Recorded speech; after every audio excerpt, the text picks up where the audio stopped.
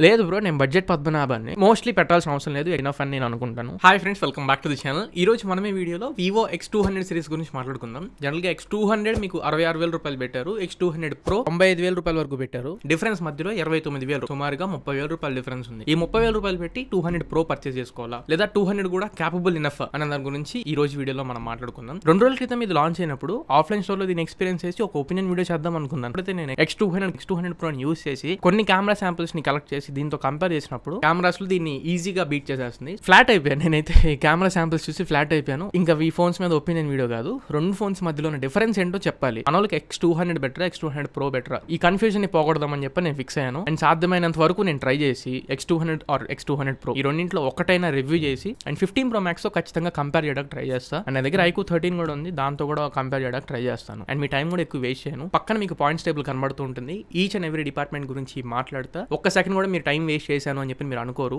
And final verdict కూడా చెప్తాను, ఈ 29,000 రూపాయలు పెట్టాలా అక్కర్లేదా ఏంటి అనేది. సో ఎండ్ వరకు చూడండి, వీడియోలోకి వెళ్ళిపోదాం. ఫస్ట్ మాట్లాడుకోవాల్సింది ప్రైస్. ఇందాక నేను చెప్పినట్లు 29,000 రూపాయల డిఫరెన్స్ ఉంది. కాకపోతే X200 Pro మీకు 16GB 512GB తో వస్తుంది. X200 బేస్ వేరియంట్ మీకు 12,256. ఒకవేళ దీంట్లో మీరు 16 512 తీసుకోవాలనుకుంటే 72,000 రూపాయల వరకు పెట్టాలి. అప్పుడు మీకు డిఫరెన్స్ 23,000 రూపాయలు ఉంటుంది. ఇది నోట్ చేసుకోండి. అండ్ ఇంకా బిల్డ్ క్వాలిటీలోకి వెళ్ళిపోతే రెండు ఫోన్స్ లో కూడా బాడీ అయితే మెటల్ బాడీతోనే వస్తున్నాయి. కాకపోతే ఫ్రంట్ గ్లాస్ ప్రొటెక్షన్ వచ్చేసి X200 Pro లో ఆర్మర్ గ్లాస్ ప్రొటెక్షన్ తో వస్తుంది. కార్నింగ్ గొరిల్లా ఆర్మర్ ప్రొటెక్షన్, అది విక్టస్ వీటన్నిటికంటే కూడా స్ట్రాంగర్ డిస్ప్లే. అదే X200 లో చూసుకుంటే ఇలాంటి కార్నింగ్ గొరిల్లా గ్లాస్ ఆర్మర్ లాంటి ప్రొటెక్షన్స్ ఏమీ లేవు. మాక్సిమం నాకు తెలిసి ఇలా స్కాట్ సెన్సేషన్ ప్రొటెక్షన్ యూస్ చేసి ఉంటారు. అండ్ రెండు ఫోన్స్ బ్యాక్ సైడ్ మీకు గ్లాస్ ప్రొటెక్షన్ తోనే వస్తున్నాయి. అండ్ రెండు ఫోన్స్ లో IP68 అండ్ IP69 అంటే వాటర్ రెసిస్టెంట్ తో పాటు జెట్ స్పీడ్ లో ఒకవేళ వాటర్ స్ప్రే చేసినా కానీ ఫోన్స్ కి ఏం కాదు. ఇంగ్రెస్ ప్రొటెక్షన్ కూడా ఉంది. అండ్ ఇంకా ఫిజికల్ పోర్ట్స్ అంటే Type-C పోర్ట్ చూసుకుంటే X200 Pro లో USB Type-C 3.2 జనరేషన్ పోర్ట్ తో వస్తుంది. అదే X200 చూసుకుంటే USB Type-C 2.0 generation 3.2 generation use చేసుకొని మీరు ఫాస్ట్ డేటా ట్రాన్స్ఫర్ చేసుకోవచ్చు. అండ్ దట్ టు ఒకవేళ మీరు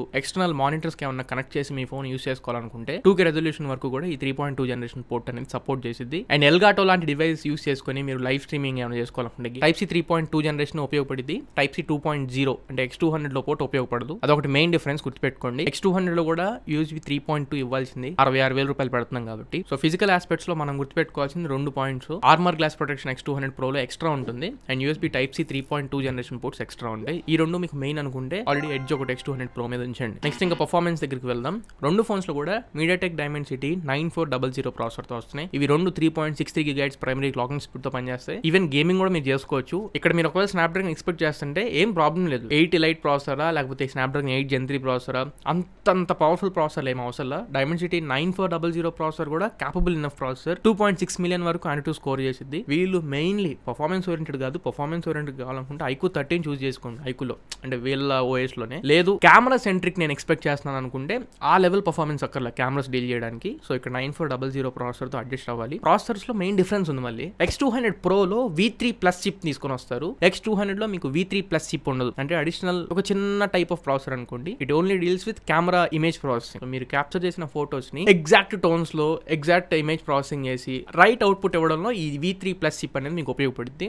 X200 లో మీకు ఆ V3+ చిప్ అనేది ఉండదు. డబ్బులు ఎక్కువ పెట్టుకోగలను అనుకుంటే మాత్రం V3+ మీకు వర్తే, కానీ మరి 95,000 రూపాయలు పెట్టాలని చెప్పి అనేది అయితే ఒక క్వశ్చన్ మార్కే. ర్యామ్ అండ్ రోమ్ కాన్ఫిగరేషన్స్ రెండు ఫోన్స్ లో కూడా LPDDR5X తో UFS 4.0 స్టోరేజ్ టైప్ తో వస్తున్నాయి. సో ఇక్కడికి పర్ఫార్మెన్స్ డిపార్ట్మెంట్ అయిపోయింది. నెక్స్ట్ ఇంకా డిస్ప్లే. ఈ రెండు ఫోన్స్ లో కూడా ఆల్మోస్ట్ సేమ్ డిస్ప్లే, కాకపోతే display capabilities and support change అయిపోతాయి. ఈవెన్ డిస్ప్లే సైజ్ కూడా.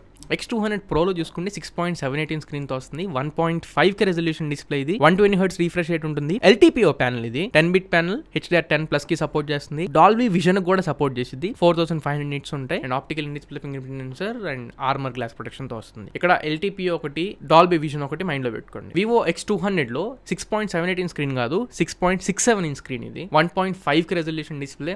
సైజ్ కొంచెం తగ్గుతుంది. అండ్ నేను ఇందాక చెప్పిన LTPO అండ్ డాల్బీ విజన్ ఈ రెండు X200 లో ఉండవు. ఇది LTPO ప్యానల్ కాదు, స్టాండర్డ్ either 90 or 120 Hz కి మీరు స్విచ్ అవ్వచ్చు. అండ్ డాల్బీ విజన్ సపోర్ట్ ఉండదు. HDR10+ కి సపోర్ట్ ఉంటుంది. ఇది కూడా 10-bit panel, 4500 nits peak brightness nits కి సపోర్ట్ చేస్తాయి. సో మీకు LTPO ప్యానల్ కావాలి, డాల్బీ విజన్ కావాలనుకుంటే ఇది దీంట్లో ఉండవు. X200 Pro లో మాత్రమే ఉంటుంది. అండ్ డిస్ప్లే ప్రొటెక్షన్ కూడా ఇది ఆర్మర్ డిస్ప్లే ప్రొటెక్షన్ కాదు, స్టార్టింగ్ లో చెప్పా. And optical display fingerprint censor తో వస్తుంది.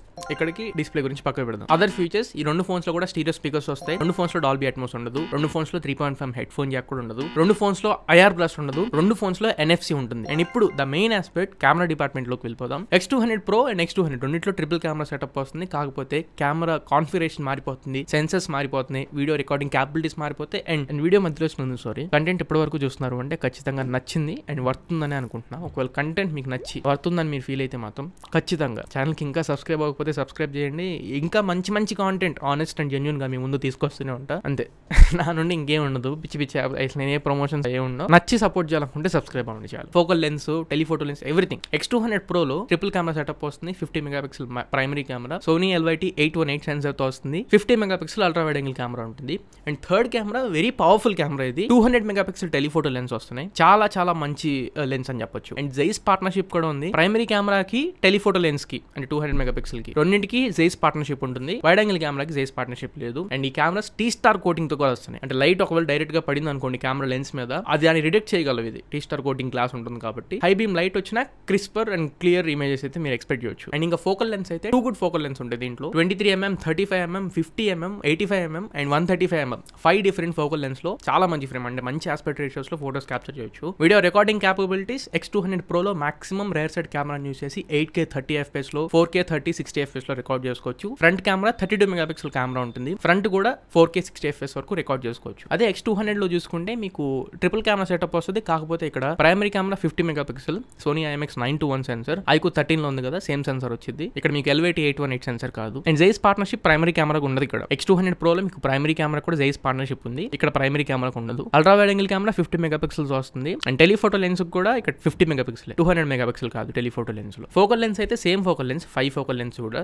23, 35, 50, 85, 100 వస్తుంది. ఇక్కడ 135mm రాదు. 200 Proలో మీకు 135 వస్తుంది, ఇక్కడ 100mm వస్తుంది. అండ్ జైస్ పార్ట్నర్షిప్ X200 లో ఓన్లీ టెలిఫోటో లెన్స్ కి మాత్రమే ఉంటాయి, ప్రైమరీకి అల్ట్రా వైడ్ యాంగిల్ కి ఉండవు. అండ్ ఫ్రంట్ కెమెరా ఇక్కడ దీంట్లో 32 మెగాపిక్సెల్ కెమెరా ఉంటుంది.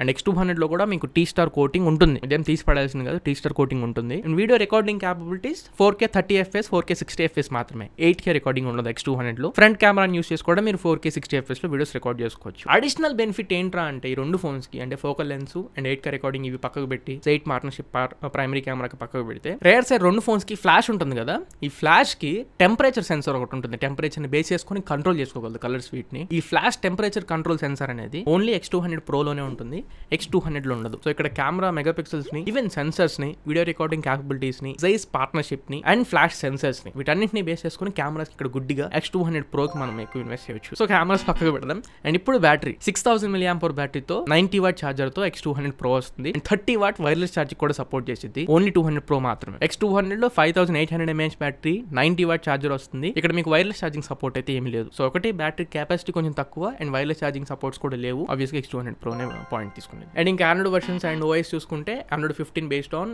FunTouchOS 15 తో రెండు ఫోన్స్ వస్తున్నాయి. అండ్ అప్డేట్స్ అయితే రెండు ఫోన్స్ లో కూడా 4+5 years అప్డేట్స్ ని వీళ్ళు అనౌన్స్ చేశారు. Good enough, 4+5 years good enough. And ఇంకా నెట్వర్క్స్, బ్లూటూత్ వర్షన్స్, వైఫై వీడియోని చూసుకుంటే రెండు ఫోన్స్ లో కూడా Wi-Fi 6 సపోర్ట్ తోనే వస్తున్నాయి. Wi-Fi 7 ఇవ్వాల్సింది, బ్లూటూత్ వర్షన్ 5.4 తో వస్తున్నాయి out of the box. 5G bands అయితే మరి దారుణం. అది X200 Proలో 17 5G బ్యాండ్స్ తో వస్తున్నాయి. X200 ఓన్లీ 8 5G బ్యాండ్స్ ఇచ్చారు. ఒక 10 5G బ్యాండ్స్ అని ఇచ్చి ఉండాల్సింది. X200 లో 8 మాత్రమే ఉన్నాయి 5G బ్యాండ్, 200 Proలో 17 5G బ్యాండ్స్ ఉన్నాయి. సో ఇక్కడతో డిఫరెన్సెస్ అన్ని అయిపోయినాయి. రైట్ నౌ అసలు యాక్చువల్ వెర్డిక్ట్ పాయింట్స్ టేబుల్ మీరు చూసుకుంటే ఆబ్వియస్ గా ఒక 30,000 రూపాయల దాకా ఎక్కువ పెడుతున్నాం కాబట్టి X200 Proనే మనకి బెస్ట్ అన్నట్టు నిలబడుతుంది. కానీ 29,000 రూపాయలు పెట్టాలా నన్ను అడిగితే మాత్రం మోస్ట్లీ పెట్టాల్సిన అవసరం లేదు. X200 ఇనఫ్ అని నేను అనుకుంటాను. టెలిఫోటో లెన్స్ కి మాత్రమే ఇక్కడ జైస్ పార్ట్నర్షిప్ ఉంటుంది. జనరల్ గా X200 తీసుకునే వాళ్ళు ఈ పోర్ట్రేట్ షాట్స్ బాగా ఇష్టపడతారు. పోర్ట్రేట్ షాట్స్ ఇచ్చేది టెలిఫోటో లెన్స్. సో జైస్ పార్ట్నర్షిప్ రెండింటికి ఉంది కాబట్టి సేమ్ ఫిల్టర్ ఎఫెక్ట్స్ అంటే వీళ్ళకి కొన్ని ఫిల్టర్స్ ఉంటాయి బాగుంటాయి, అవి ఆ ఫిల్టర్స్ రెండు ఫోన్లో ఉంటాయి. అండ్ ఫోకల్ లెన్స్ కూడా ఆల్మోస్ట్ 23, 35, 50, 85, 100mm వరకు అన్ని ఫోకల్ లెన్స్ X200 లో కూడా ఉన్నాయి. సో 29,000 రూపాయలు అనేవి నేను కంప్లీట్లీ ఒక ఫోటోగ్రాఫిక్ పర్సన్ ని, నాకు చాలా ఇంపార్టెంట్ అండ్ 8K వీడియోస్ కూడా తీసుకుంటాను అనుకునే వాళ్ళు ఈ ఫోన్ తీసుకోండి. V3+ ఇమేజింగ్ ప్రాసెసింగ్ చిప్ ఉండిద్ది,